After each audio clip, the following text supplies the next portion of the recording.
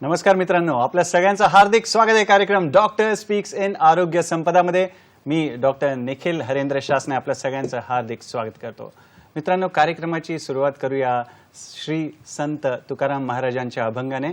आणि अभंग असा आहे: डोळा भरिले रूप, डोळा भरिले रूप, चित्ती पायांचा संकल्प, चित्ती पायांचा संकल्प, अवघी घातली वाटणी, अवघी घातली वाटणी, प्रेम राहिले कीर्तिनी, प्रेम राहिले कीर्तनी.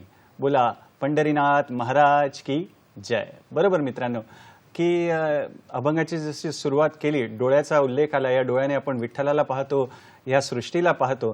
पण कधीतरी काही डोळ्यांच्या आजारांमुळे, जसं दृष्टीपटलांचा आजार आहे, तर त्याच्यामुळे दिसायला थोडी अडचण निर्माण होते, त्रास निर्माण होते आणि कधी कधी पुढे गेल्यावर अंधत्व देखील येतं. तर मित्रांनो, हा जो सप्ताह आहे आपण जागतिक दृष्टीपटल सप्ताह म्हणून साजरा करतोय. तर आजचा आपला विषय आहे जागतिक दृष्टीपटल सप्ताह निमित्त विशेष कार्यक्रम. बरोबर. आणि 19 ते 25 सप्टेंबर म्हणून हा जो सप्ताह आहे तो साजरा केला जातो. आणि जनरली सप्टेंबरचा जो शेवटचा रविवार असतो त्याला वर्ल्ड रेटिना डे म्हणजे दृष्टीपटल दिवस म्हणून देखील साजरा केला जातो. तर आज स्टुडिओमध्ये आपल्या सोबत आहेत दोन नेत्रशल्य चिकित्सक असे डॉक्टर वर्षा रोकडे मॅडम, नमस्कार. आणि डॉक्टर जयेश वीरा सर, नमस्कार सर. आपलं स्वागत आहे कार्यक्रमामध्ये. तर मित्रांनो, डॉक्टरांचा थोडक्यात तुम्हाला परिचय करून देतो. सुरुवात करूया मॅडमकडून. डॉक्टर वर्षा रोकडे मॅडम, आपण चीफ मेडिकल ऑफिसर आहात, आपण प्रमुख वैद्यकीय अधिकारी आहात मुरली देवरा म्युनिसिपल नेत्र रुग्णालय. हे सर्वात जुनं BMCचं म्हणजे बृहन्मुंबई महानगरपालिकेचं स्पेशलिटी असं हॉस्पिटल आहे, नेत्र रुग्णालय स्पेशलिटी आहे. आपण हेड ऑफ स्कूल ऑफ ऑप्टिमेट्री आहात मुंबई येथे. आपण डिस्ट्रिक्ट प्रोग्राम मॅनेजर आहात Mumbai district blindness control society Mumbai येथे. आपण DNB ऑप्थॅल्मॉलॉजीमध्ये केलेलं आहे आणि जवळजवळ गेली 10 ते 12 वर्ष आपण या स्पेशालिटी रुग्णालयात आपली सेवा देत आहात. पुढे वळूया डॉक्टर जयेश यांच्याकडे. डॉक्टर जयेश वीरा, आपण नेत्रशल्य चिकित्सक आहात महात्मा गांधी मेमोरियल रुग्णालय परळ मुंबई येथे. आपण आपलं MBBS जे आहे ते सेठ GS वैद्यकीय महाविद्यालय आणि KM रुग्णालय मुंबई येथून केलंय. आपण DNB ऑप्थॅल्मॉलॉजीमध्ये केलंय श्रॉफ आय सेंटर नवी दिल्ली येथून केलंय. आपण फेलोशिप केलंय मेडिकल रेटिना या विषयात, ते पण संकरा नेत्र रुग्णालय कोइंबतूर येथून. आणि आपण ॲडवायझर आहात मायक्रोकेअर डायग्नॉस्टिक मुंबई येथे. तसेच आपण बरेच शोध निबंध देखील प्रसिद्ध केलेले आहेत. त्याच्यासाठी आपल्याला राज्यस्तरीय आणि राष्ट्रस्तरीय पुरस्कारांनी देखील सन्मानित करण्यात आलेले आहेत. तर असे आपले जे बहुगुणी असे डॉक्टर आहेत, तर दोघांचं स्वागत करूया. मित्रांनो, आजच्या कार्यक्रमाविषयी, आजच्या विषयाविषयी बघूया एक ध्वनी चित्रफीत. रेटिना, ज्याला मराठीमध्ये दृष्टीपटल म्हटलं जातं, हा डोळ्यातील सर्वात आतील प्रकाशाला संवेदनशील उतीचा थर आहे. डोळ्यात दृश्य जगाची प्रतिमा दृष्टीपटलावर बनते.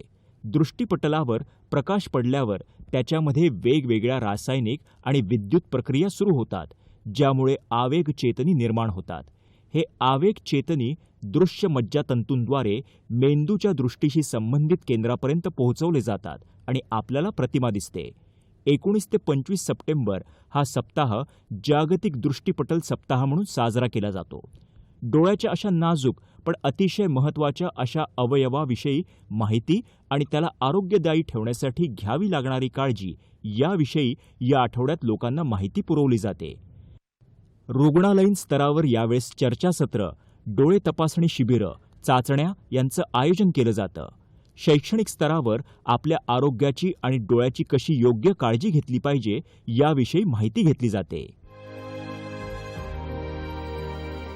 बरोबर मित्रांनो, बघितलं किती महत्त्वपूर्ण विषय आहे. आपण म्हणतोच दृष्टी तशी सृष्टी, तर आज या दृष्टीविषयीच आपण अजून डिटेलमध्ये थोडं जाणून घेऊया. सुरुवात करूया कार्यक्रमाचा श्री गणेश करूया. शुभस्य शीघ्रम. डॉक्टर वर्षा, तुमच्यापासून सुरुवात करतो. हा रेटिना आहे किंवा दृष्टीपटल ज्याला आपण म्हणतो, तो म्हणजे नक्की काय, त्याचं कार्य काय, आणि हा जो जागतिक आपण रेटिना सप्ताह साजरा करतोय, दृष्टीपटल सप्ताह साजरा करतोय, तो का साजरा करतो, त्याचं महत्त्व थोडं आम्हाला सांगा.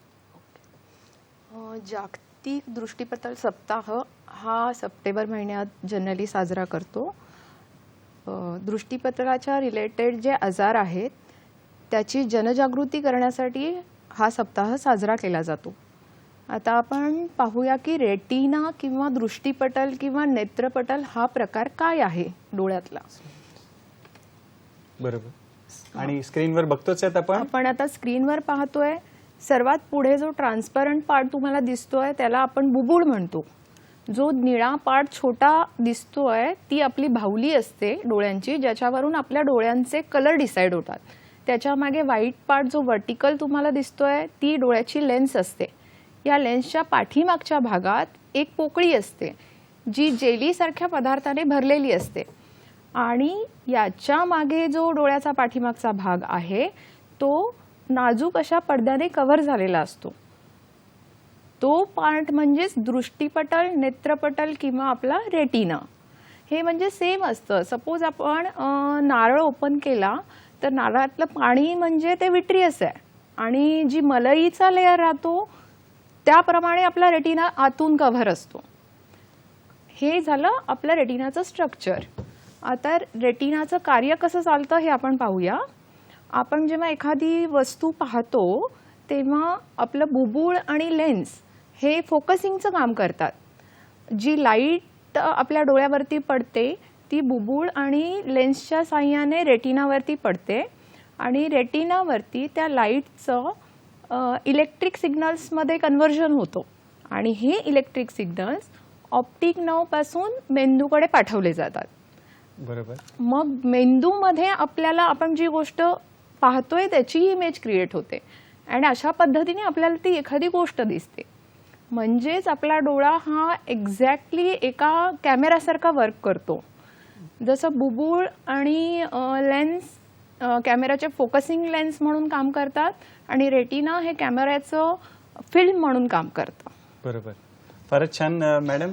आणि आपण आता जय सरांकडे वळूया. मॅडमनी सांगितल्याप्रमाणे लक्षात ठेवण्यासारखं आहे की नारळ फोडल्यावर जशी मलाई असते तसा रेटिनाचा लेअर असतो, किंवा पिक्चर बघताना आपण पडद्यावर बघतो, किंवा आता टीव्हीवर तुम्ही जो स्क्रीन आहे तुमचा तो पडद्यासारखा काम करतो. त्या रेटिनाविषयी आपली चर्चा चालू आहे. वळूया जय सरांकडे. जय सर, की हा रेटिनाच्या तपासण्या म्हणजे काही आजार आहे किंवा नॉर्मल आहे हे आपल्याला कसं कळणार, तर त्या संदर्भातल्या काय काय तपासण्या त्याविषयी थोडं आम्हाला सांगा. नमस्कार. जेव्हा एक रेटिनाचा दर्दी आपल्याकडे येतो OPDमध्ये, तेव्हा पहिले तर आपण त्याचं क्लिनिकल एक्झामिनेशन करतो.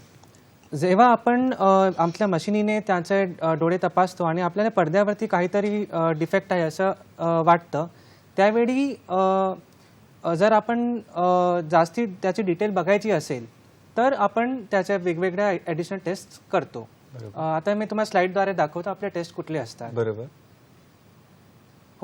तर आता मॅडमनी सांगितल्याप्रमाणे हा जर तुम्ही एक रेटिनाचा कट सेक्शन पाहिला, कट सेक्शन म्हणजे आपण त्याला मायक्रोस्कोपमध्ये खाली पाहिलं तर आपल्याला 10 लेअर दिसतात रेटिनाच्या. बरं. त्यात ही एक नर्व लेअर असते जे रेटिनामधनं लाईटचे सिग्नल्स घेऊन ब्रेनकडे जाते, आणि दुसरी एक लेअर असते रॉड्स आणि कोन्स, ज्याला फोटो रिसेप्टर म्हणजे की आपण जसे एक टीव्हीचा अँटिना असतो त्याप्रमाणे हा आपल्या डोळ्याच्या आतमधला अँटिना असतो की ह्याच्यावरती लाईट पडल्यानंतरच त्याचं इलेक्ट्रिक सिग्नलमध्ये कन्व्हर्जन होतो. बरं. तर हा 2 लेअरमध्ये आपल्याला जास्त इंटरेस्ट असतो, कारण की ह्यात काही डिफेक्ट झालं की तर मग ते दृष्टी कमी होऊन जाते पेशंटची. तर सर्वात इम्पॉर्टंट जी आम्ही रेटिनाची टेस्ट करतो त्याला म्हणतात OCT स्कॅन. बरं. हा OCT म्हणजे CT स्कॅन नाही आहे, हा फक्त डोळ्यांचा एक वेगळा प्रकार आहे. बरं. एक फोटोग्राफ काढला जातो ओके. आणि हा फोटोग्राफ खूप मॅग्निफिकेशन मध्ये काढलेला असतो.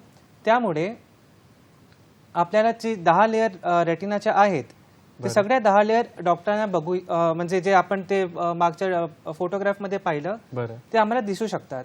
आता हा जो राईट साईडचा फोटो आहे तो एका नॉर्मल पर्सनचा आहे, त्याला काही रेटिनामध्ये बाध नाही आहे, तर सगळे लेअर नॉर्मल आहेत. आता लेफ्ट साइड मध्ये बघा, हा पूर्ण पॅनल आम्ही टाकलंय, त्याच्यात वेगवेगळ्या डिझिजेस वेगवेगळ्या रोग प्रक्रियेचे आम्ही फोटोज टाकलेत. तर ह्याच्यात बघा, जो पहिला फोटो आहे त्याच्यात आपण बघू शकतो की सगळ्या जे लेयर्स आहेत त्यांची रचना बिघडली आहे. बरोबर. आणि त्याच्यात असे खूप सारे स्पेसेस म्हणजे खाली जागा, रिकाम्या जागा आल्या आहेत. बरोबर. आणि ह्याचा शेप बघा, हा शेप देखील बदलला आहे. बरोबर. तेच हा बघा इकडे, हा वरच्या लेयर्स सोबत आहेत त्या नॉर्मल आहेत, पण खालच्या लेअर मध्ये प्रॉब्लेम्स आहेत. बरोबर. सेम ह्याच्यात. तर ह्याने आपल्याला काय कळतं की एक्झॅक्टली कुठल्या लेअर मध्ये रेटिनाचा प्रॉब्लेम झाले, त्याप्रमाणे आपण त्या पेशंटला एक पर्टिक्युलर ट्रीटमेंट सांगू शकतो. दुसरं म्हणजे त्याच्यात आपल्याला एक माप घेता येतं की एक पर्टिक्युलर एरियामध्ये जर पाणी भरले डोळ्यात तर तो किती आहे आजच्या दिवसाला. आपण पेशंट ट्रीटमेंट दिली, 3 आठवडे 4 आठवडे नंतर त्याला परत बघितलं तर मग काय तो किती कमी झालाय, जर आपले ट्रीटमेंट चालत आहे की नाही चालत, आणि नाही चालत तर आपल्याला काय फेरबदल करावा लागेल, हे सगळं आपल्याला ह्या OCT स्कॅन वरनं कळतं. सेकंड स्लाइड बघूया आता आपण. ह्याला सांगतात फंडस फ्लोरोसिन एन्जिओग्राफी. बरोबर. म्हणजे जशी हृदयाची एन्जिओग्राफी असते, एकाला हृदयाचा आजार झाला की त्याला एन्जिओग्राफी करून आपण पुढे सांगतो की ही नस तुमची बंद झाली आहे. बरोबर. त्याप्रमाणे डोळ्याच्या आजारात देखील एक एन्जिओग्राफी आम्ही करतो. हा जो राईट साईडचा फोटो आहे तो नॉर्मल फोटोग्राफ आहे, त्याच्यात सगळ्या रक्तवाहिन्या नॉर्मल आहेत, जी नस आहे ती पण नॉर्मल आहे. आता लेफ्ट साईडचा फोटो बघा, तर ह्याच्यात आपल्याला काही जागा दिसतात जिकडे हा ब्लॅक कलर आलाय, म्हणजे तिकडे ब्लड सप्लाय कमी झालंय डोळ्यात. हा एक्स्ट्रा व्हाईट चमकणारे जागा दिसत आहेत, म्हणजे इकडनं सूज चालू होत आहे. हा इकडे खूप थोडासा आणखी खराब झालेला हिस्सा आहे, म्हणजे ह्या हिस्सामध्ये ब्लड आपला रक्त स्त्रोत व्हायचा रिस्क असतो.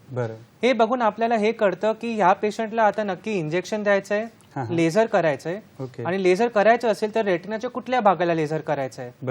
ह्याच्यात म्हणजे जे आपण क्लिनिकली पेशंटला बघतो आणि त्याचं एक ऍडिशनल इन्फॉर्मेशन आपल्याला येतो, हा तिघीही इन्फॉर्मेशन एकत्र कंबाईन करून आपण पेशंटचा ट्रीटमेंट प्लॅन डिसाईड करतो. नेक्स्ट एक थर्ड स्लाइड आहे, हा खूपच सिंपल टेस्ट असतो, याला म्हणतात एम्सलर्स ग्रिड. हा आपण मोस्टली पेशंट्सला घरी वापरायला देतो. जो डोळ्याचा सेंटरचा भाग असतो त्याला म्हणतात मॅक्युला, आणि ह्या मॅक्युलामध्ये आपली मेजर विजन प्रिपेअर होते. तर जेव्हा मॅक्युलामध्ये प्रॉब्लेम होतो तेव्हा आपण बघू शकता हा जो एम्सलर ग्रिड आहे तो पेशंटला नॉर्मल दिसणार नाही, त्याच्यात काहीतरी ब्लॅक स्पॉट्स येऊन जातील, काहीतरी वाकड्या टोकड्या लाईन्स येऊन जातील. तर हा जो एम्सलर ग्रिड आहे तो पेशंट आपल्या घरी बघू शकतो. जेव्हा ह्या ग्रिडमध्ये त्याला हे प्रॉब्लेम्स दिसायला सुरू होतात तेव्हा तो डिरेक्टली आपल्याकडे OPD मध्ये येऊन ट्रीटमेंट स्टार्ट करू शकतो. हे आपल्याकडे मेजर आपले शस्त्र आहेत एका रेटिना पेशंटला हेल्प करण्यासाठी. अरे वा, फारच छान जयेश सर. आपण वेगवेगळे ज्या टेस्ट आहेत, तपासण्या आहेत, त्या आपल्याला सरांनी छान फोटो सहित आपल्याला एक्सप्लेन केल्या आहेत, सांगितल्या आहेत. OCT म्हणजे आपण वेगवेगळ्या ज्या 10 लेअर आहेत, म्हणजे सँडविचचे जसं लेअर आहे आणि कुठे प्रॉब्लेम आला तर आपण डिटेक्ट करू शकतं, तसं डोळ्याचे जे तज्ज्ञ असतात ते डिटेक्ट करू शकतात कुठे प्रॉब्लेम आहे, किंवा जे FFA सर्क्युलेशनसाठी रक्त पुरवठा कसा आहे त्याच्यासाठी, आणि एम्सलर ग्रिड टेस्ट जी पेशंट स्वतः स्वतःचं परीक्षण करू शकतो त्या संदर्भात. तर लक्षात ठेवायला हवं. तर पुढे वळूया वर्षा मॅडमकडे. वर्षा मॅडम, कधी कधी असं होतं की डोळ्यासमोर डास किंवा काळी रेष अशी फिरते, असं बऱ्याचशा पेशंट्सना वाटतं, तर ते का होतं तसं, तर त्याविषयी थोडं आमच्या मित्रांना सांगा. आमच्याकडे जनरल OPDत सहसा पेशंट हीच बऱ्याच पेशंटची कंप्लेंट असते की आमच्या डोळ्यासमोर काळे धागे फिरत आहेत किंवा काळे डास आल्यासारखे वाटत आहेत. तर हे जनरली काय असतं की आपलं वय जसं वाढेल तसं आपण जे आता दाखवलं की एक विट्रियस जेली जी पोकळीत भरलेली असते आपल्या डोळ्यांच्या, बरोबर, तर ती जेली वयामानानुसार पातळ होते आणि ती कॉन्ट्रॅक्ट होते. इन जनरल मध्ये नॉर्मल याच्यामध्ये ती जेली पूर्ण रेटिनावरती चिपकलेली असते, पण वयानुसार जशी ती पातळ आणि कॉन्ट्रॅक्ट होते ती त्या रेटिनापासून सुटते. सुटल्यामुळे त्याची जी इमेज रेटिनावरती पडते बरं. आणि मुवमेंटनुसार त्याचे मग आपल्याला त्याचे इमेजेस दिसतात. सर दाखवतायत आता आपल्याला मॅडम याला म्हणतात फ्लोटर्स. हे जे धागे फिरताना दिसतात आपल्याला, याला आमच्या टर्मिनॉलॉजीमध्ये आम्ही फ्लोटर्स म्हणतो. बरं. तर ते बऱ्याचशा लोकांमध्ये पीव्हीडीमुळे नॉर्मल असतात, पण काही लोकांमध्ये जसा हाय मायोपिया असेल किंवा पाठीमागच्या रेटिनाला इजा होऊन थोडंसं ब्लड विट्रियसमध्ये आलं तर त्याच्यामुळेही काळे डाग येऊ शकतात. किंवा पेरिफेरल रेटिना जो असतो आपला, म्हणजे अगदी बाहेरच्या बाजूचा रेटिना, सेंटर सोडून, तिथे जर कुठे एक छोटासा होल असेल तर त्याच्यामुळे सुद्धा असे काळे डाग येऊ शकतात. बरं. आणि जर आपण या डागांकडे किंवा या फ्लोटर्सकडे दुर्लक्ष केलं अशा कंडिशन्समध्ये, तर पुढे जाऊन हा आपला जो रेटिना किंवा दृष्टिपटल आहे तो सरकू शकतो, तो सुटू शकतो. बरं. आणि मग खूप मोठा म्हणजे आपल्याला दृष्टीसाठी खूप प्रॉब्लेम येऊ शकतो या गोष्टींमध्ये. आपल्याला स्क्रीनवर छान छान फोटो आणलेत मॅडम सरांनी. हे जे रेटिनल, याला ते तुम्हाला पेरिफेरीला ते एक हॉर्सशू सारखं टिअर दिसेल. हे असं बनतं जेव्हा तिथे होल बनलेला असतो आणि या पद्धतीने त्याच्या मागे फ्लुइड कलेक्ट होऊन हा पूर्ण रेटिना पुढे येतो. म्हणजे यालाच आपण पडदा सुटणे असं म्हणतो. जो पाठीमागचा पडदा सुटला, ही जी टर्मिनॉलॉजी आहे ते म्हणजे रेटिनल डिटॅचमेंट.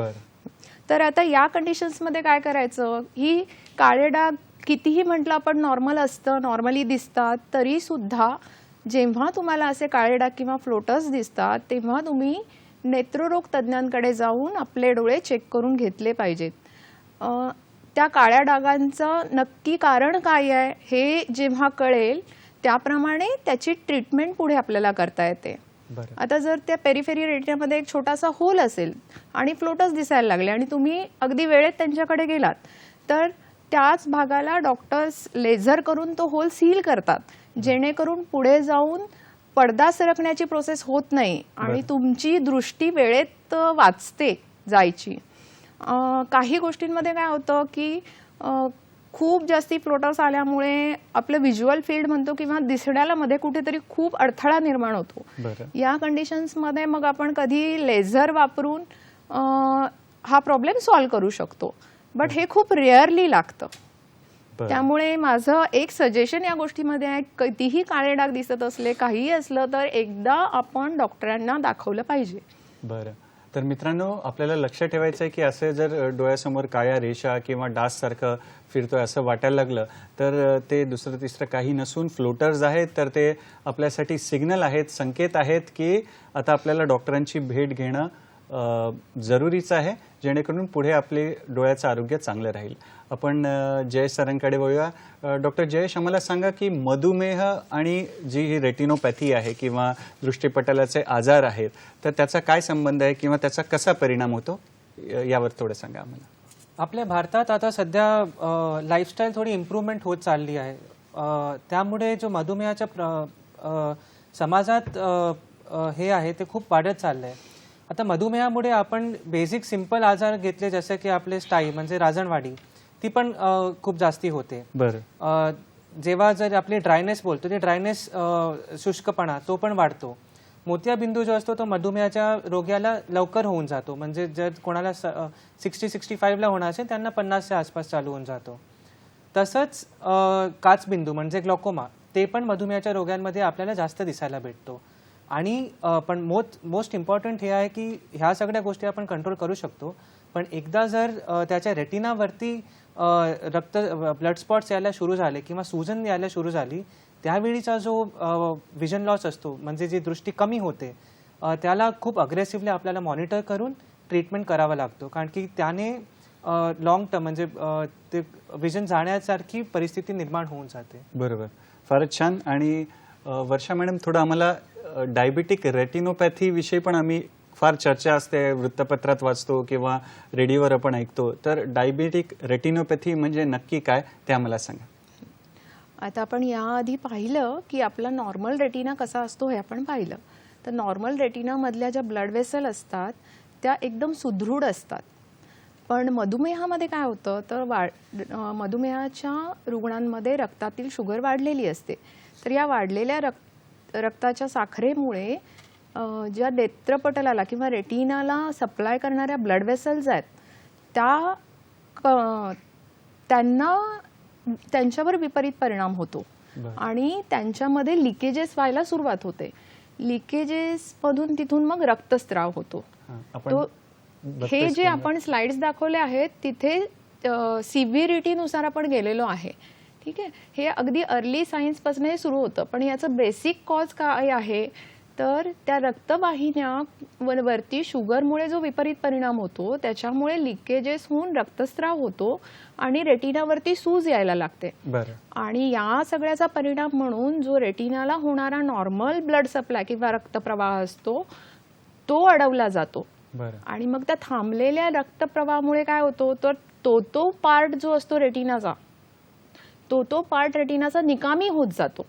मग या कंडिशन्समध्ये पाठीमागच्या पडद्याला सूज येऊन भरपूर सारा रक्तस्राव होऊन तो तुमच्या विट्रियस म्हणजे पुढच्या कॅव्हिटीमध्ये पण येतो किंवा आतमध्ये सगळे ट्रॅक्शन्स बँड तयार होऊन रेटिना पण डिटॅच होऊ शकतो, ज्याला आपण ट्रॅक्शनल आरडी म्हणतो. ही एकदम सिव्हिअर ग्रेड होते. ही अशी सिव्हिरिटी आपली वाढत जाते. त्यामुळे आपण जेवढ्या लवकर याचं डायग्नोसिस करू तेवढं आपली दृष्टी आपण वाचवू शकतो. आणि जयेश सर, तुम्ही काय सांगाल की ही जी डायबिटिक रेटिनोपॅथी विषयी आपण बोलतोय, मधुमेहाचा परिणाम होणार जो होतो दृष्टीपटलावर, तर त्याचं निदान कसं करायचं आणि त्याच्यावर उपचार काय काय आहेत ते आम्हाला सांगा प्लीज. डायबेटिक रेटिनोपॅथीचा डायग्नोसिस करणं म्हणजे ते पकडणं हा फारच सोपा असतो. नेत्र हा एक स्पेशल ऑर्गन आहे की ज्याच्यात आम्हाला त्याची नस डिरेक्टली दिसते, आम्हाला बायोप्सी करावी लागत नाही. Best, correct. तर त्यामुळे एकदा पेशंट आमच्याकडे येतो की सर मला डोळ्यात काही प्रॉब्लेम झाले किंवा मला अमुक तमुक डॉक्टरांनी सांगितले की जाऊन तुमचे डोळे तपासून घ्या, तेव्हा आम्ही डिरेक्टली त्याची नस आणि त्याचा पडदा बघू शकतो. आता हे जे फोटो आम्ही तुम्हाला दाखवले हे फोटो आम्ही पण बघतो आणि हे बघून आम्ही डिरेक्टली पकडून घेतो की पेशंट कुठल्या स्टेजवरती आपल्याकडे आलाय. तर ह्याच्यात पब्लिकसाठी एक फायदा आहे की इमिजिएटली डायग्नोसिस तुम्हाला भेटून जाणार डॉक्टरांकडे गेल्यावरती 5 ते 10 मिनिटात. पण ह्याचा प्रॉब्लेम हा असा पण असतो की खूपदा आपण हे बघतो की पेशंट ग्रेड 4 ऑलरेडी विट्रस हेमरेजच्या स्टेजवरती पोचलाय आणि तेव्हा डिरेक्टली आमच्याकडे येतो. याचं कारण असं की त्याने जीवनात आयुष्यात कधीच शुगर त्याची तपासली नाहीये आणि डिरेक्टली तो ग्रेड 4 रेटिनोपॅथी घेऊन आमच्याकडे येतो. तेव्हा आम्ही सांगतो तुमची शुगर टेस्ट करा आणि ती ऑलरेडी 350-400 पर्यंत गेलेली असते. तसंच जरुरी नाही की प्रत्येक पेशंटला सूज येऊन त्याचं विजन कमी होऊन जाणार. हा ग्रेड 2 ग्रेड 3 पर्यंत पण त्यांची विजन चांगली असते, पण तो आतमधला त्रास ऑलरेडी चालू झालेला असतो. आणि हे 10 ते 15 वर्ष जेव्हा तुम्हाला डायबिटीसचे होऊन जातात तेव्हा हे तुम्हाला डेफिनेटली एक डायबेटिक रेटिनोपॅथी स्टार्ट होऊन जाते. आता ह्याच्यात खुश होण्याची गोष्ट ही आहे की तुम्ही आले की आम्ही इमिजिएटली तुम्हाला सांगतो की तुम्हाला हा प्रॉब्लेम झाला, आता ट्रीटमेंट स्टार्ट करू. आणि घाबरण्याची गोष्ट ही आहे की तुमच्या नजर चांगली असेल तरी तुम्हाला तो त्रास चालू झालेला असेल. पण थोडासा पाठिंबा देण्यासाठी हे सांगतो की ग्रेड 1 आणि ग्रेड 2 इतकी जर तुमची डायबेटिक रेटिनोपॅथी असली आणि तुमचं शुगर त्यापर्यंत डिटेक्ट झालेला नसेल आणि ग्रेड 2 पर्यंत पण आपण डिटेक्ट करतो आणि आम्ही तुम्हाला सांगतो की जाऊन आता आपली शुगर कंट्रोल करायची आहे, म्हणजे तुम्ही व्यायाम करा, खाण्यापिण्यात कंट्रोल करा, इन्शुलिन वाटत असेल इन्शुलिन स्टार्ट करून टाका. हे सगळं करून ग्रेड 2 पर्यंत आपली जी डायबेटिक रेटिनोपॅथी आहे ती रिव्हर्सिबल असते. म्हणजे ती एकदा आलेली ग्रेड 1 ग्रेड 2 पर्यंत नॉर्मल होऊ शकते. तर हे लोकांना खूप एक मला वाटतं इम्पॉर्टंट इम्पेटस असायला पाहिजे की नाही आपण जाऊन आपले शुगर चेक करून शुगर कंट्रोलमध्ये ठेवायला पाहिजे. बरोबर. मित्रांनो, काही ज्या लवकर अर्ली डिटेक्शन आपण म्हणतो, लवकर डॉक्टरकडे गेलो तर लवकर समाधान आणि बचावात्मक काम पण आपल्याला करता येतं, उपचार पण करता येतात. तर इथे वेळ झाली एका विश्रांतीची आणि जाता जाता एक संत गोरा कुंभार या चित्रपटातलं एक गीत आठवतं, तुझे रूप चित्ती राहो मुखी तुझे नाम पांडुरंग पांडुरंग. बरोबर मित्रांनो, हरिनाम सप्ताह पण चालू आहे, तर तुम्ही गाणं आठवा, हरी बोला. तेवढ्यात विश्रांती घेऊन आम्ही लगेचच परत येतो. पाहत राहा आपला लाडका कार्यक्रम ज्याचं नाव आहे डॉक्टर स्पीक्स इन आरोग्य संपदा.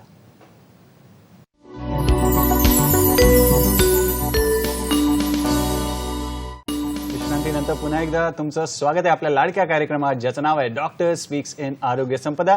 आणि आजचा जो आपला कार्यक्रम आहे तो जागतिक दृष्टिपटल सप्ताह निमित्तचा असा विशेष कार्यक्रम आहे. आणि आपल्या सोबत ज्येष्ठ आणि श्रेष्ठ असे दोन ऑप्थॅल्मॉलॉजिस्ट आहेत, नेत्रशल्य चिकित्सक आहेत. डॉक्टर वर्षा रोकडे मॅडम, ज्या की प्रमुख वैद्यकीय अधिकारी आहेत मुरली देवरा म्युनिसिपल नेत्र रुग्णालय मुंबई येथे, आणि डॉक्टर जयेश जे की महात्मा गांधी मेमोरियल रुग्णालय येथे ऑप्थॅल्मॉलॉजिस्ट आहेत. तर वर्षा मॅडम, तुमच्याकडून सुरुवात करूया. डायबिटिक रेटिनोपॅथीविषयी आपली चर्चा चाललेली, तर याच्यापासून वाचायचं कसं किंवा बचाव कसा करायचा की डायबिटिक रेटिनोपॅथी होणारच नाही, त्याविषयी आम्हाला सांगा. बरोबर. मी तर म्हणेन prevention is always better than cure. बरं. तर उपचार घेण्याआधी प्रतिबंध झालेला कधीही चांगला.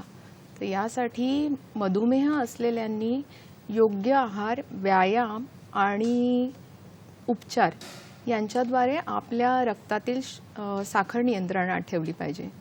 दुसरं, तुम्हाला जर ब्लड प्रेशर असेल, कोलेस्ट्रॉल रेस होत असेल, तर ते पण नियंत्रणात राहणं अत्यंत गरजेचं आहे. तर यासाठी तुम्ही नियमित तुमचं blood sugar levels, cholesterol, blood pressure यांचं मॉनिटरिंग केलं पाहिजे. बरं. त्याचबरोबर रेग्युलर व्यायाम केला पाहिजे. आणि जर धूम्रपान करत असाल तर ते बंद करा. हां.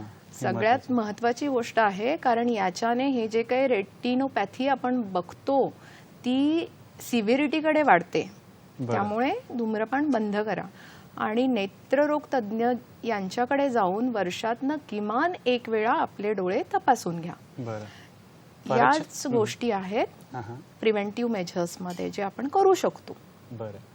धन्यवाद वर्षा मॅडम.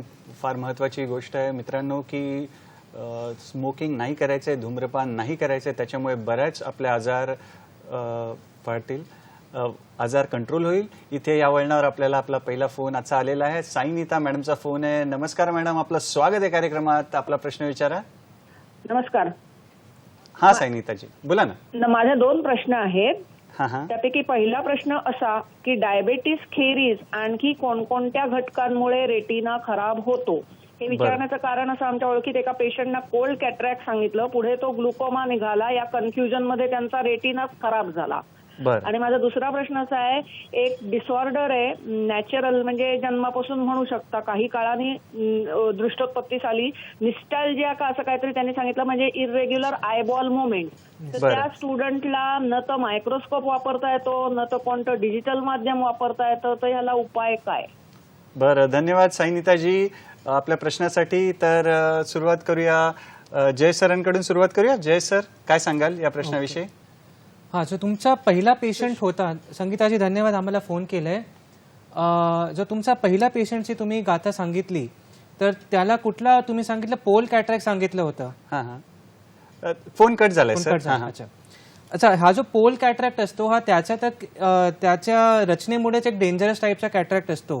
तर तो थोडा टॉपिक पेक्षा थोडासा दूर जातोय, पण आता विचार त्यामुळे सांगतो. तर पोल मध्ये जो असतो तो ऑलरेडी म्हणजे नॉर्मल आपण मोत्याबिंदूचे ऑपरेशन करतो, ते करताना नॅचरली ऑलरेडी तो कॉम्प्लिकेटेड आई असते. तर ऑपरेशन करताना जर समजा आपल्याला नॉर्मल एक 10,000 पेशंटमध्ये एक कॉम्प्लिकेशन होत असेल, तर पोल ज्यांना असतो त्यांना 100 पैकी एक मध्ये म्हणजे 10 पट जास्त कॉम्प्लिकेशन व्हायची रिस्क असते. त्यामुळे बहुतेक असं झालेलं असेल की त्या पोल कॅटरॅक्टच्या कॉम्प्लिकेशनमुळे मग पुढे जाऊन त्यांना ग्लॉकोमा, काचबिंदू आणि पडद्याचा त्रास झाला असेल. किंवा पॉसिबल आहे की ग्लॉकोमा पण पहिल्यापासून असेल, पण तो मोतियाबिंदू पकल्यामुळे ते पाठीमागची नस त्यांना सुरुवातीला चेकअप करता आली नसली आणि ऑपरेशनच्या नंतर त्यांनी चेकअप करून ते कळलं असेल. तर हे दोन गोष्टी असू शकतात. वर्षा मॅडम, तुम्हाला काही सांगायचं या प्रश्नाविषयी का पुढे जाऊया आपण? तर पुढचा प्रश्न जय सर तुम्हालाच विचारतो की उच्च रक्तदाब, आता दुसरे घटक विषयी चर्चा झालीच या प्रश्नामध्ये, तर उच्च रक्तदाबाकडे येऊया.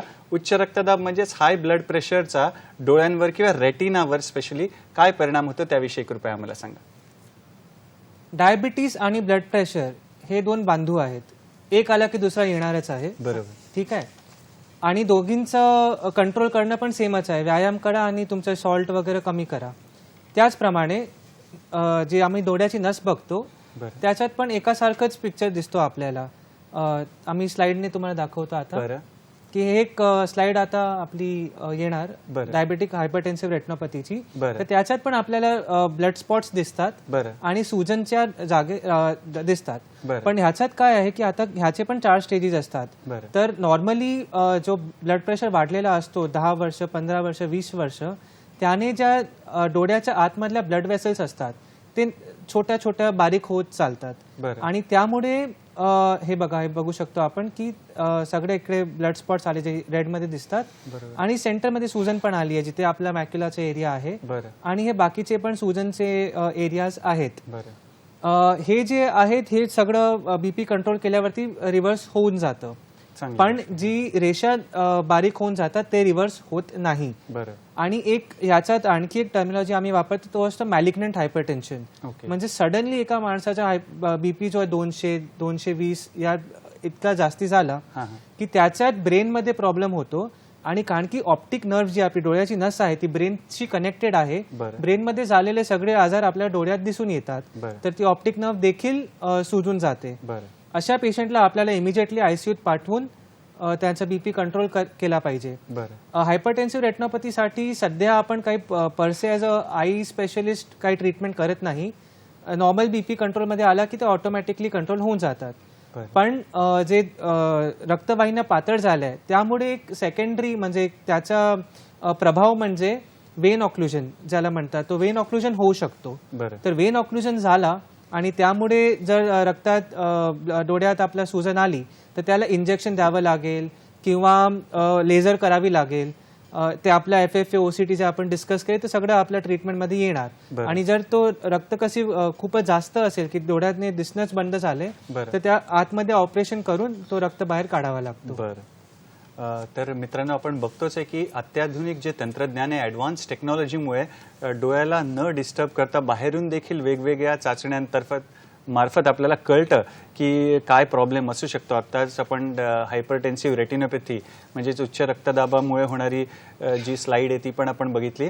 तर वर्षा मॅडमकडे वळूया आपण की हे जे ROP म्हणजे काय. बरेच वेळेला रिपोर्ट्समध्ये आपण बघतो ROP.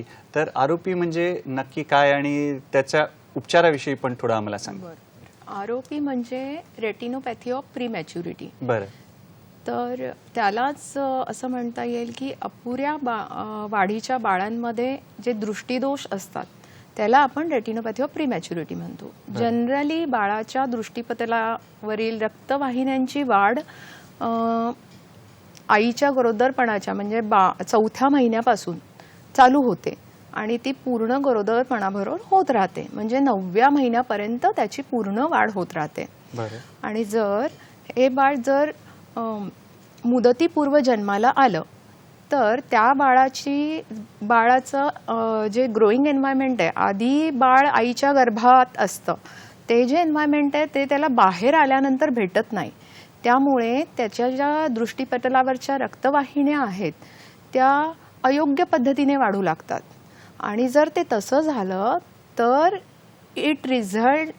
त्याचा परिणाम म्हणजे हे रेटिनोपॅथी ऑफ प्रीमॅच्युरिटी.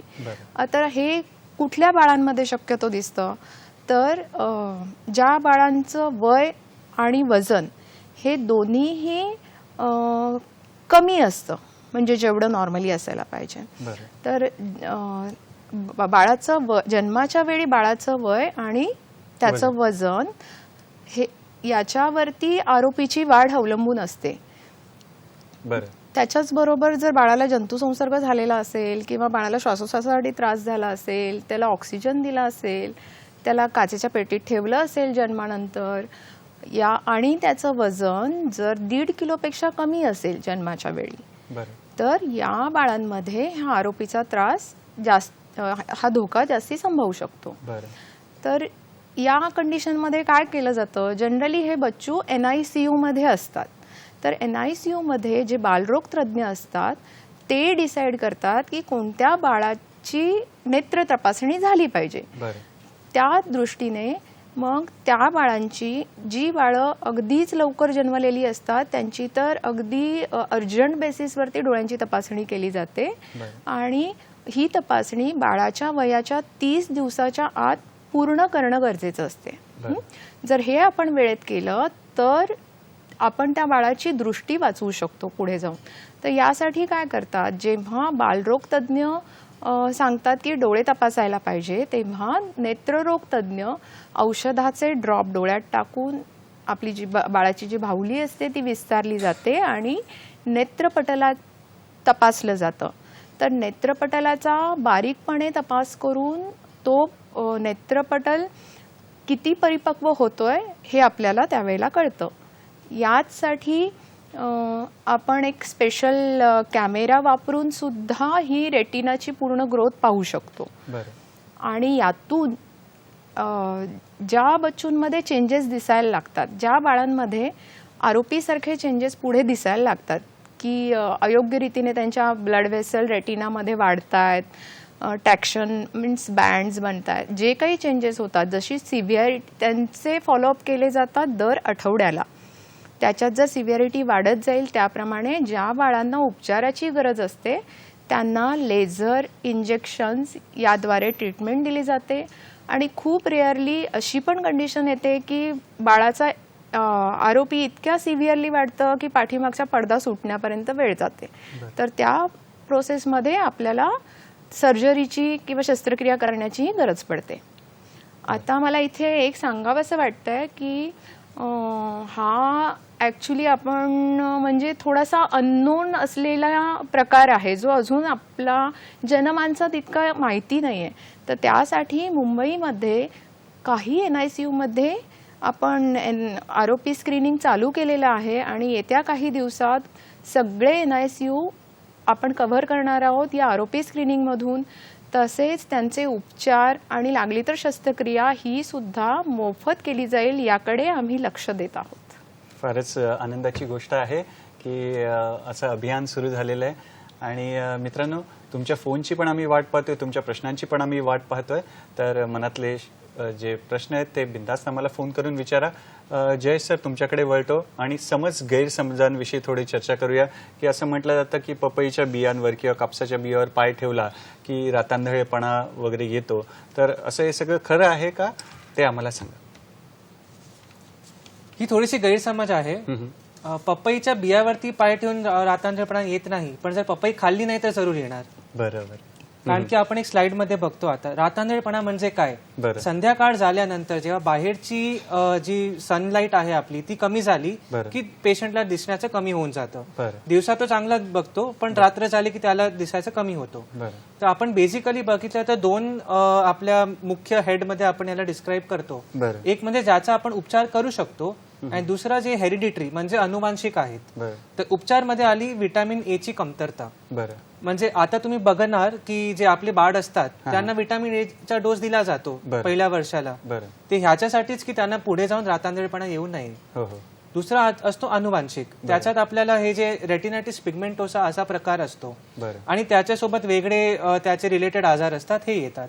आता हा जेनेटिक असल्यामुळे काय प्रॉब्लेम होतो, हा फोटो बघा, हा एक रेटिनायटिस पिगमेंटोसाच्या पेशंटचा फोटो आहे. बरं. म्हणजे त्याच्या आतमधल्या डोळ्याचा आतमधल्याचा. आणि हे बघा काळे टपके दिसतात पूर्ण रेटिनावरती. बरोबर. हे जे मॅडमनी अगोदर फ्लोटर डिस्कस केले ते वेगळे आहेत. बरं. ते जेलीमध्ये असतात. हे म्हणजे तो तिकडचा रेटिना खराब झालाय म्हणजे ते समजा एक प्रकारे ते पूर्ण रेटिना खतम झालाय तिकडे, पडद्यावर डाग पडले. आणि हा एक फोटो बघा तुम्ही, हा तुम्ही मी बघतो आपल्याला कसं स्वच्छ दिसतंय, पूर्ण फोटो दिसतंय. पण एका रेटिनायटिस पिगमेंटोसाच्या पेशंटला, कारण की ज्या रेटिनावरती जिथे जिथे ते काळे टपके पडलेत तो भाग त्याचा काळा होऊन जाणार, तिकडनं त्याला विजन येणार नाही आणि हा असा प्रकारचा पिक्चर त्यांना दिसतो. या पेशंटला सध्या काही उपचार आहे का आपल्याकडे? आता सध्या ह्या क्षणाला आपल्याकडे उपचार नाही आहे. या पेशंट्सला आपण हेच सांगतो की तुम्ही असे व्यवसाय घ्या की ज्याने तुम्हाला साईड विजनची जास्त गरज राहणार नाही. म्हणजे एरोप्लेन असेल किंवा ट्रक ड्रायव्हर किंवा रेल्वे ड्रायव्हर अशा टाईपचे जर त्यांनी टाळले आणि क्लेरिकल जॉब केलं, जितके छोटा विजनमध्ये तुमचं काम होऊन जाणार, तर ते लाईफस्टाईलमध्ये पुढे जाऊन तुम्हाला प्रॉब्लेम येणार नाही. दुसरं म्हणजे डायटरी सप्लिमेंट्स तुम्ही घेऊ शकता की ज्याने तुम्हाला रेटिनाला सपोर्ट असेल न्यूट्रिएंट्सचा. तिसरा म्हणजे स्मोकिंग कमी करायची आहे. चौथा मोस्ट इम्पॉर्टंट आहे की हा जो त्रास आहे तो जेव्हा लग्न आपापसात होतात तेव्हा हा जास्त प्रमाणात होतो. तर हा एक शक्यतो असेल तर टाळायचा आहे की जर फॅमिलीत रेटिनायटिस पिगमेंटोसा आहे तर त्यांनी आपल्या घरात नातेवाईकमध्ये लग्न करायचं टाळायला हवे. बरं. आणि बाकी त्यांना पण मोत्याबिंदू असतो, जे एडिमा असते ते सगळे असतात, तर त्याप्रमाणे नॉर्मल पेशंटप्रमाणेच आपण ट्रीटमेंट ठेवतो. बरं, फारच छान माहिती दिली आहे की जनजागृती पण गरजेची आहे या आजाराविषयी. आणि वर्षा मॅडमकडे वळूया. वर्षा मॅडम, रातांधळेपणाविषयी चर्चा झाली. सरांनी सांगितलं त्याप्रमाणे पपई आपण खाल्लं पाहिजे, व्हिटॅमिन एचे जे स्रोत आहेत अशी फळं आपण खाल्ली पाहिजेत, भाज्या खाल्ल्या पाहिजेत. तर असं पण काही आजार असतात की ज्याच्यामध्ये माणसाला रंगांमधला भेद ओळखता येत नाही. म्हणजे शेअर मार्केटमध्ये असेल तर कुठला ग्रीन कुठला रेड, तर त्याच्यामध्ये बरंच नुकसान होऊ शकतं. किंवा ट्रॅफिक सिग्नलमध्ये लाल की हिरवा कळत नाही, त्याच्यामुळे गोंधळ होऊ शकतो, जे स्वतःसाठी आणि इतरांसाठी पण घातक असू शकतं. तर ड्रायव्हिंग लायसन्स मिळताना हे आपण जनरली चेक करतात. तर याविषयी आम्हाला सांगा की कलर ब्लाइंडनेस विषयी थोडी आम्हाला माहिती द्या. जसा रातांधळेपणा असतो तसा जेव्हा कलर ओळखायला येत नाहीत त्याला आपण रंग आंधळेपणा म्हणतो. म्हणजे लोकांना एकाच कलरच्या शेड्समध्ये प्रॉब्लेम राहतो, शेड्स ओळखता येत नाहीत किंवा 2 मेजर कलर ओळखता येत नाहीत. आपण नॉर्मल रेटिनाचं पिक्चर सगळ्यात आधी पाहिलं होतं, तर त्याच्यामध्ये मॅक्युला हा पार्ट दाखवला होता जो सेंटरला असतो. तर त्या मॅक्युलामध्ये एक स्पेशल पेशी असतात ज्यांना आपण कोन म्हणतो. ते जे कोन्स असतात ते मेनली त्या मॅक्युलाच्या एरियामध्ये असतात. बरं. तर मेन आपले 3 कलर असतात, लाल, हिरवा आणि निळा. या लाल, हिरवा आणि निळ्या कलरसाठी स्पेशल असे कोण पेशी असतात. जेव्हा या कोणत्या पेशींना इजा होते आणि ती इजा किती प्रमाणात होते यावरती हा रंगांधळेपणा डिपेंड राहतो. म्हणजे आता लाल पेशी किंवा हिरव्या पेशी जास्ती झाल्या तर त्या कलर्समध्ये त्यांना इजा जास्ती झाली तर त्या कलर्समध्ये प्रॉब्लेम येतो. आणि लाल आणि हिरव्या कलरमध्ये जो प्रॉब्लेम आहे तो जनरली हा अनुवंशिक आहे. त्यामुळे त्यासाठी खूप काही करता येत नाही सध्या तरी.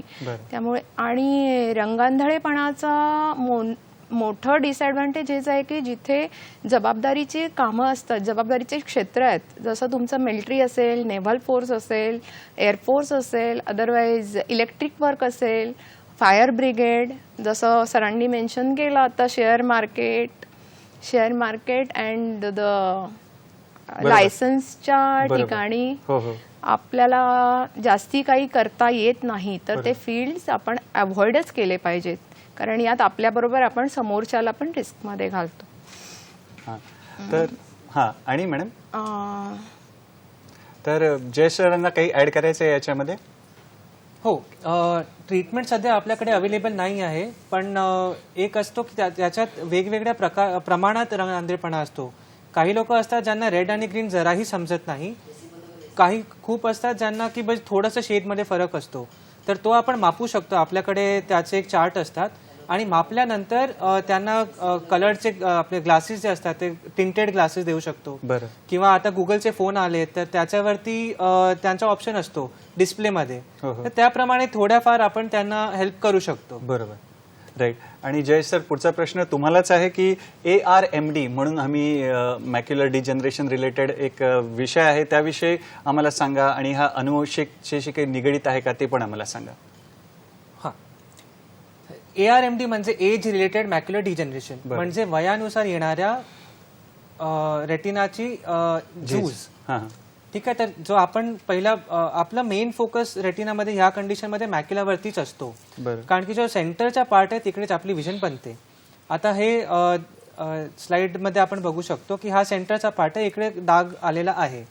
तर ARMD मध्ये काय होतं की त्याचे 2 प्रकार असतात, एक ओली आणि एक सुकी. तर सुकी जी ओली म्हणजे आपण ओली कोणाला म्हणतो, हे बघा इकडे जो रेटिना आहे तो उठलेला आहे आणि त्याच्या खालनं विकृत ब्लड वेसल्स आहेत, ते खालनं म्हणजे रेटिनाच्या बाहेरून रेटिनाच्या खाली आलेल्या आहेत. ते आपण त्यांचा OCT स्कॅन पण बघू शकतो. या OCT स्कॅन मध्ये आपल्याला विकृत ब्लड वेसल दिसतात आणि हे विकृत असल्यामुळे त्यांच्यातनं खूप लिकेज होत राहते. तर ब्लड असेल किंवा पाणी असेल तो रेटिनाच्या बाकी पेशामध्ये लिकेज होते, त्यामुळे विजन मध्ये प्रॉब्लेम येतो. बरं. आणि हा पेशंट जर बघितला तर ही खालची त्यांची जी विकृत वेसल आहे ती आहे, त्याच्यामुळे त्याच्यावरती पाणी साठलंय बरं. आणि पेशंटला प्रॉब्लेम चालू झाले. बरं. या पेशंट्सला आपण इंजेक्शन देऊन हा पाणी सुकवता येतं. बरं. हा सेम पेशंटचा दुसरा स्कॅन आहे इंजेक्शन दिल्यानंतर, आणि याच्यात आपण बघतो की पाणी सुकलंय. ह्याचा अर्थ हे नाही की त्याचं विजन ऍब्सोल्युटली नॉर्मल होऊन जाणार, कारण की एक अबनॉर्मॅलिटी ऑलरेडी आलेली आहे. बरं. ही वेसल ही इथे आहेच, तर ही जितकं विजन लॉस करणार ती तितकं करणारच आहे. पण जो एक्स्ट्रा विजन लॉस त्या पेशंटचा या पाण्यामध्ये होत आहे हां. तो आपण ट्रीटमेंट करून थांबू शकतो. बरं. सेम आपला फोटो घेऊया जो आपण एक स्लाइड परत दाखवा. बरं. हा फोटो जो आहे, जर कोणाला ARMD झालेली असेल तर त्याला अशा प्रमाणे दिसणार. बरं. जो सेंटरचा पार्ट आहे जिथे पाणी साठा झालाय तिकडे फुल ब्लॅक होऊन जाणार. बरं. आजूबाजू पण जिथे पाण्याचा साठा झालाय तो एरिया ब्लर होऊन जाणार. बरोबर. तर हा कारण की सेंटरचा पार्टच गेलाय त्यामुळे त्याचा त्रास खूपच जास्त होतो. बरोबर. आणि ह्या पेशंट्सला आम्ही ते एम्स्टर ग्रिड देऊन घरी मॉनिटरिंग करायला सांगतो बरं. की जेव्हा त्यांना हा काळा चिठ्ठा दिसला की त्यांनी येऊन आपल्याला दाखवावं. बरं. दुसरं जे ड्राय AMD सुका प्रकार आहे, त्याच्यात इंजेक्शनची काही गरज नसते, त्यांना आपण अँटीऑक्सिडंट देऊन मॅनेज करतो. बरं. पण त्याच्यात पण जो विजन लॉस होतो तो परमनंट आहे, म्हणजे हे नाही की ते गोळ्या खाऊन ते त्यांना परत येणार. केस पिकणं, दात आपले निघून जाणं, हे सगळं आपलं एज रिलेटेड आहे आणि काही गोष्टींना आपल्याकडे ट्रीटमेंट एवढंच असतो. बरं. फारच छान जय सर. इथून पुढे आपल्याकडे 5च मिनिटं आहेत आणि प्रश्नपत्रिकेमध्ये प्रश्न पण आहेत. तर वर्षा मॅडमकडे येऊया की डोळ्यासमोर जी वर्तुळे येतात ती काय येतात त्याविषयी थोडं आम्हाला सांगा. डोळ्यासमोर जी वर्तुळे येतात, काळी वर्तुळे जी येतात किंवा टीबीचा जो टीबीचा आणि जो दृष्टीपटलाचा रेटिनावर टीबीचा काय परिणाम होतो त्याविषयी थोडं सांगा. तर जय सरांकडून आपण सुरुवात करूया. ट्युबरक्युलोसिसचा परिणाम. ट्युबरक्युलोसिस जो आहे तर आपल्या पॉप्युलेशनमध्ये खूपच जास्त स्प्रेड झालेला आहे, कारण की आपली कंडिशन अशी असते. याच्यात दोन आपल्याकडे आपण पेशंट्स बघतो, दोन प्रकारचे. एक ज्यांना डोळ्यात ट्युबरक्युलोसिसच्या जंतूचा आजार झालेला आहे आणि दुसरं ज्यांची रोगप्रतिकार शक्ती वाढलेली आहे, त्यामुळे त्यांना डोळ्यात सुजन येते. त्या दोन्ही रोग्यांचा आपण रेटिनाचा चेकअप करून त्यांना पकडू शकतो. त्यांची ट्रीटमेंट AKT म्हणजे जे आपली अँटी ट्युबरक्युलर थेरपी आहे तेच राहते. त्याच्यासोबत वाटेल तेव्हा आपल्याला स्टिरॉइड द्यावे लागतात किंवा इंजेक्शन किंवा लेझर द्यावे लागतात.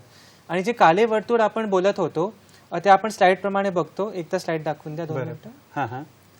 तर हा काळा वर्तुळ मध्ये आला तर ह्याला CSR असं म्हणतात. म्हणजे हा फक्त जो रेटिना आहे त्याच्या खाली पाणी साठलेला असतो आणि हा पेशंट एम्स्टर ग्रिड जेव्हा घरी बघतो त्याला अशा प्रमाणे दिसतात.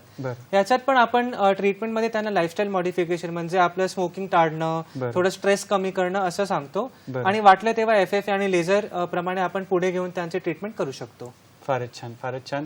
आणि वर्षा मॅडम तुमच्याकडे येऊया की राष्ट्रीय अंधत्व नियंत्रण जो कार्यक्रम आहे त्याविषयी थोडी आम्हाला माहिती द्या. त्या अंतर्गत कसं कार्य चालतं त्याविषयी थोडं सांगा. तर मुंबई शहरात आपण बृहन्मुंबई महानगरपालिकेच्या सार्वजनिक आरोग्य विभागात मार्फत अंधत्व नियंत्रण समिती मुंबई यांच्या अंतर्गत हा कार्यक्रम राबवला जातो. याच्यामध्ये अराउंड आपल्याकडे 8 अशासकीय धर्मादाय संस्था आहेत, 75 केराटोप्लास्टी सेंटर्स आहेत आणि 4 नेत्रपेढ्या आहेत. तर यांच्याबरोबर कोलॅबरेशनने आपण हे सगळं काम करतो. यामधून आपण मोतीबिंदू आणि डोळ्यांची रिलेटेड इतर आजार असलेले गरजू लोक जे गरीब आहेत त्यांना शोधून त्यांची ट्रीटमेंट शासकीय किंवा अशासकीय संस्थांमार्फत फ्रीमध्ये केली जाते. या अशासकीय धर्मादाय संस्थांना आपण या कार्यक्रमात इन्क्लूड करून त्यांना थोडं अर्थसहाय्य दिलं जातं. त्याचप्रमाणे नेत्रदान मोहीम राबवली जाते. या मोहिमेतून जे आपल्याला मिळणारे डोळे आहेत त्यांची शस्त्रक्रियेसाठी व्यवस्थित वापर झाला पाहिजे याकडे आपण लक्ष देतो. तसेच डोळे मिळवणाऱ्या केंद्रांना आणि नेत्रपेढ्यांना आपण अनुदान देतो. यातून आपल्याला आपलं ब्लाइंडनेस कंट्रोल म्हणजे अंधत्व नियंत्रणासाठी खूप खूप मदत होते. बरोबर. फारच छान मॅडम. स्मोकिंग नाही करायला पाहिजे याविषयी पुन्हा भर दिलेला आहे. शिवाय नेत्रदान मोहिमेविषयी पण चर्चा झालेली आहे. जयेश सर, जाता जाता आमच्या मित्रांना काय संदेश देणार थोडक्यात? तुमचा नेत्र तुमच्या बॉडीमध्ये आहे, तो वेगळा नाही आहे. तर तुमची बॉडी जर तुम्ही हेल्दी राखणार तर तुमचं नेत्र ऑटोमॅटिकली हेल्दी राहणार. हो हो डायबिटीज, हायपरटेन्शन आणि टीबी जे काही आपण आता डिस्कस केलंय त्या सगळ्यांचं ट्रीटमेंट 80% जो आपला त्रास आहे तो बॉडीच्या नॉर्मल हेल्थने ऑटोमॅटिकली ठीक होऊन जातो. तर थोडा व्यायाम करा, जेवणात थोडा कंट्रोल करा आणि डॉक्टरने दिलेला सल्ला त्याप्रमाणे तुमचं औषध टाइमेवरती घ्या, तर ऑटोमॅटिकली तुमचं नेत्र देखील सुशिक्षित प्रॉपर राहणार. थँक्यू. छान. Thank you sir. मॅडम तुम्ही काय सांगणार? एका वाक्यात वन लाईनर काही सांगता येईल? मी फक्त एवढंच सांगेन की आपल्याला इतकं सारं आपण आता रेटिनाबद्दल बघितलं, आपल्याला कळलं की आपल्याला जे दिसतं ते समोरून दिसतं, आपण पाहतो त्या गोष्टी वेगळ्या आहेत, पण ज्या डोळ्याच्या आत होणाऱ्या गोष्टी आहेत ते तुम्ही पाहू नाही शकत.